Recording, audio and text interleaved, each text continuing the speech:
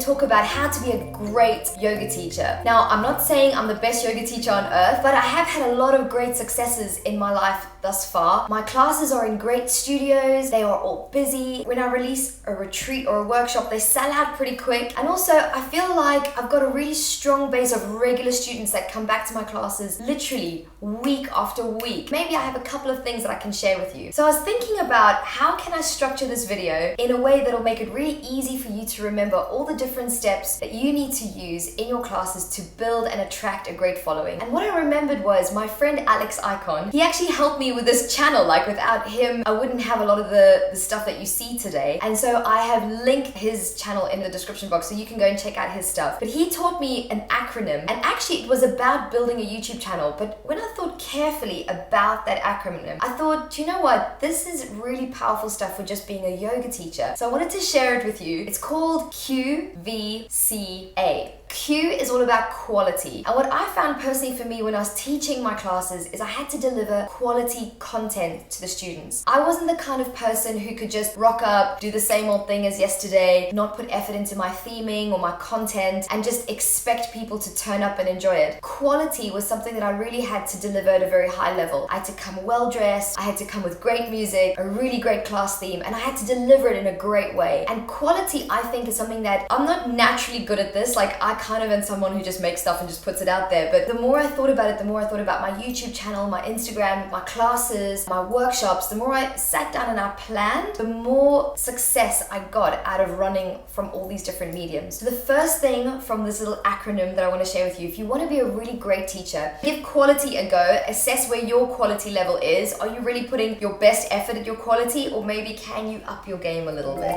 Moving on. So that was Q. The next one is V, and that stands for value. And this one relates to what I said before about the quality, especially when you're teaching a class or a workshop. How much value are you delivering? When I wrote my book, The Yoga Mentor, one of the things that I spoke about getting private clients, which really for a yoga teacher is your bread and butter, is you need to be someone in group settings that delivers very, very high value. What are you doing in your group classes that no one else is doing? For me personally, I'm someone who's very hands-on. I love to touch the students in ways that are going to help their poses expand and get deeper, but without forcing them into something and hurting them. So that was one thing I knew I was good at, so I used that a lot in my classes. I'm also someone who loves teaching people how to do things that they never thought they could do. So I'd get them learning how to do crow pose, and then I'd be like, okay, let's go from crow pose into tripod headstand, and now let's do pincha mayurasana, now let's do handstand. So I always had this plan of getting people to progress in their practice. So please think about how you add value to students and what is different about the value that you add, and how can you enrich the lives of the students who come to your class.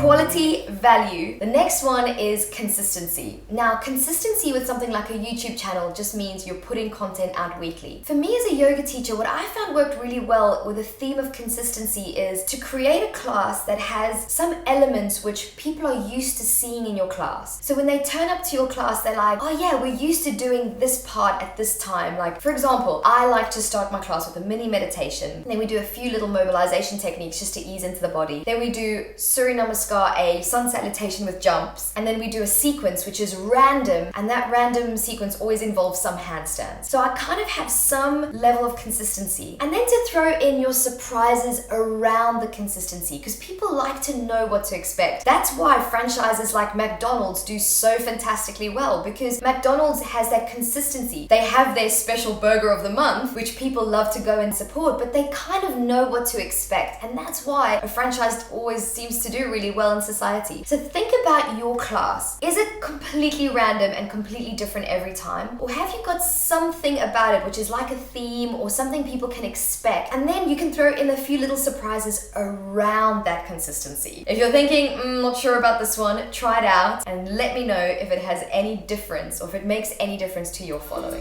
We're almost there. The very last one is the most important. Without this one, it doesn't matter what you do. And I'll be honest, I actually do struggle with this very often, and that is the whole theme of authenticity. It's not because I don't like myself or I don't think I'm good enough or anything. I just find that sometimes I'm tired and I have to turn it on, or sometimes I think, oh no, people out there must be bored by what I'm saying, and so I have to be extra enthusiastic. I don't know. The brain is a crazy thing and it does weird stuff to me sometimes, and I'm sure you've had the same experience. But when you're delivering class content, the more you can just be yourself, the better. When I first started teaching, what I found myself doing, I laugh when I think about it now, but I'd walk around the class and I would talk in a yoga voice and I'd get everyone to feel so relaxed. And then I was like, wow, no one is coming to my class. Like, why is that? And I got a little bit frustrated about it. At some points I was like, oh, you know, why do people not like me? I'm putting so much effort in, la la la. And then I started thinking, do you know what? I'm a hyperactive person. Like, I love being chatty and bouncy. I love joking with people. And I love, you know, I don't know, coming up to them and going, you're just trying to show off now with how awesome you are. Like, you know, just having a bit of a joke. You know, I'm a very light-hearted person. And when I brought that into my classes, wow, the difference was incredible. Like literally from one day to the next, I had like no students. And the next day